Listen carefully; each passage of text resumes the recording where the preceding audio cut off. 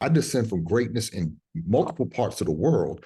And if I can tap into the fact that I descended from someone who survived, or multiple people who actually survived crossing that Atlantic Ocean, let me go back to the very first people who came on those boats and they survived some of the most horrific conditions.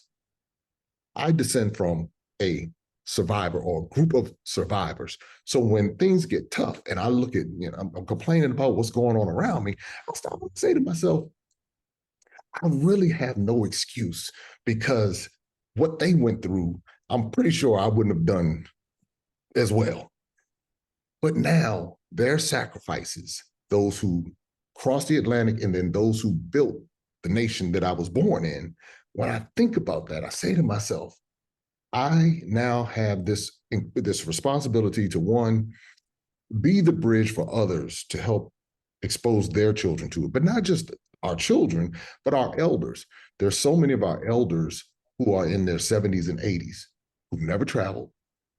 They've never had the interest, but now that it's in front of them, they've had a desire. Some of them had the desire, but they didn't know or didn't understand how to get there. But now, by creating these opportunities through B1 Voyages, to take people and show them, it's like you watch our elders become children again. So when we talk about our children, many of our elders are still children.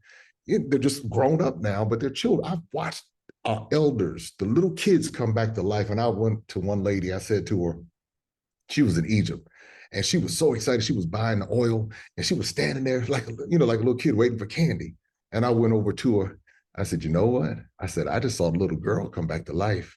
And she giggled. That's deep when somebody 75 years old start giggling. I said, but it's okay to giggle because this is what this is for. This is not, I tell people all the time, this is an assignment. It's like when we have been given the opportunity and the responsibility or the opportunity to get information, it's up to us to share it, because who else is going to do it for us? Nobody's going to come to our community and save our community.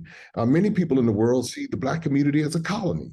They'll come in, they'll put the carryouts up, they'll put the beauty supply stores up, they'll put the liquor stores in, they'll buy the strip malls, and they'll go and take all of the resources out of our communities back to wherever Middle East or China or wherever. Who's going to come to our community and say, here's a bridge for you to be able to empower yourself, not to be codependent on someone else, but to empower yourself and to use the brain that you've been given to take your family to the next level. And when I see people do that, whether it's the children or the elders, there's something special that happens that no one can take away. And that's the beautiful part of being in this position. It's something so profound that I would have never imagined that I'd be doing it at this point in my life. Wow, I love that. That's amazing. And everybody who, some of you have already traveled with us. If you have traveled, say something in the chat. If you took one of our trips, we are going to do another trip next year. We're doing a couple, and in fact, actually, we aren't just doing the trips that I'm on. You don't have to wait for me. If you go to b1voyages.com, somebody type that URL in the chat, b1voyages.com. There's a list of trips that are happening over the next year, and you can sign up for any of those trips. And also, the other added bonus is if you book a trip on that site, take a screenshot of your receipt, email our support team, and they'll give you $2,000 worth of free classes. You get free access to the Black Wealth Bootcamp, lifetime access. So that's just an added bonus so that you can learn and you can travel. So you learn, earn, and then go all around the world.